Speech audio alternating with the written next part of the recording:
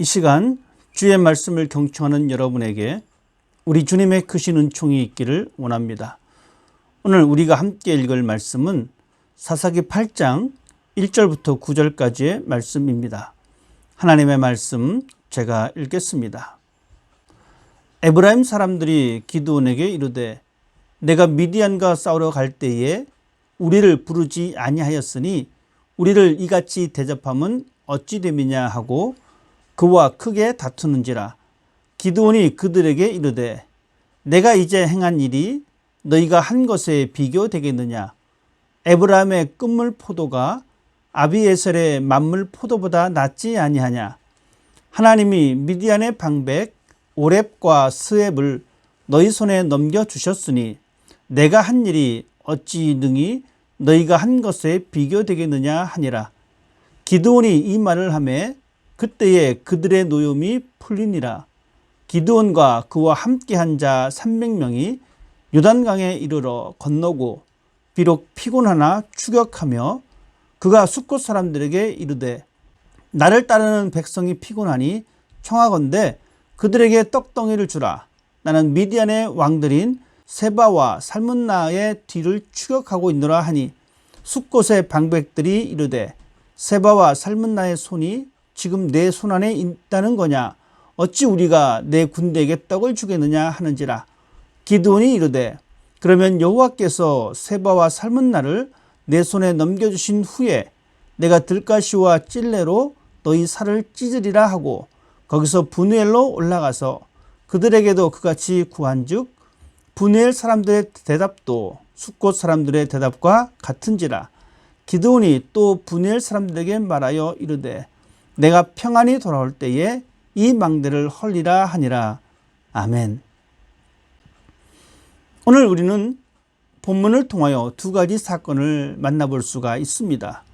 먼저는 에브라임 사람들이 기드온에게 불만을 나타내는 장면입니다. 자신들을 전쟁에 참여시키지 않았다고 말합니다. 그러자 기드온은 그들이 미디안의 방백 오렙과 스웹을 처리했으니 더 훌륭하다라고 하면서 그들의 불만을 잠재웁니다. 그리고 또 다른 사건은 기드온이 기진맥진한 부하들을 데리고 미디안의 왕 세바와 살문나를 추격하는 과정에서 숫곳과 브누엘 사람들과의 갈등의 장면입니다. 먼저 기드온에게 서운한 감정을 드러냈던 에브라임 사람들입니다. 에브라임 사람들은 자신들을 전투에 참여시키지 않았다고 항의를 하고 있습니다. 자신들이 참가하지 않은 전투에서 기드온의 군사들이 승리를 하게 되자 그것에 대한 불편한 신비를 드러내고 있습니다. 그 이유는 간단합니다.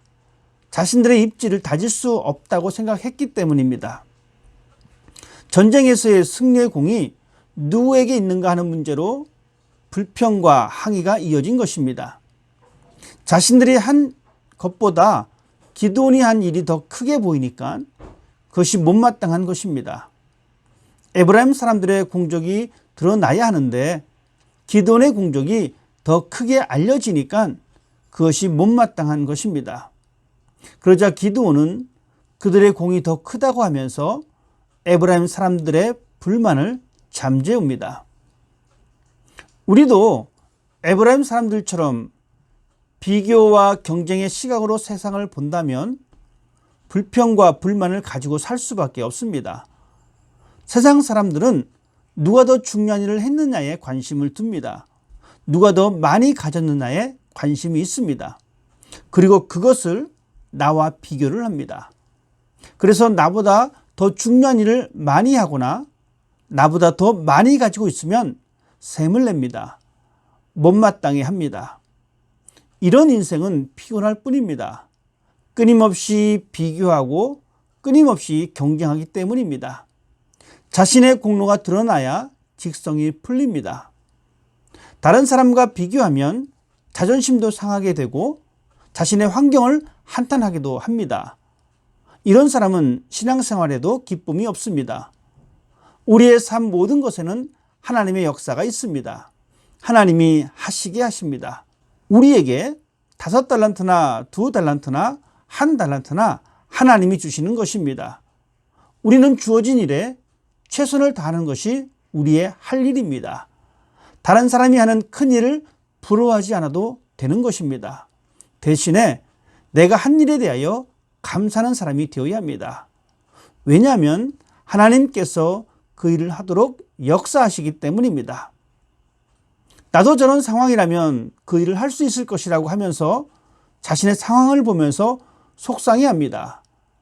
하나님이 나에게 주신 역량은 생각하지도 않고 다른 사람이 가진 5달란트를 보면서 불만을 터뜨리는 것은 어리석은 사람의 모습입니다.